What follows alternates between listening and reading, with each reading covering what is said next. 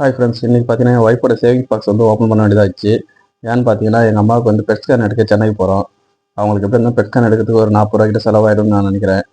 Friend ஒருத்தர்கிட்ட கடனை ஒரு அமௌண்ட் கேட்டிருந்தேன். அவர் கடைசி நேரத்தில் இல்லைன்ட்டார். நம்மகிட்டையும் பார்த்தாலும் நகை ஒன்றும் கையில் இல்லை அடகு வைக்கிறதுக்கு.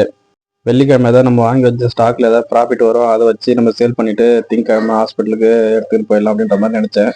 அதுவும் கடைசியில் நடக்கலை. அதனால் வேறு வழி இல்லாமல் என் ஒய்ஃப் சேவிங்ஸில் வச்சுருந்த அந்த பாக்ஸ் ஓப்பன் பண்ணி எடுக்க வேண்டியதாக போயிடுச்சு. கிட்டத்தட்ட ஒரு 45,000 ரூபாயில் சேர்த்து வச்சுருந்தாங்க. முதல் சேவிங்ஸும் பண்ணது தான்.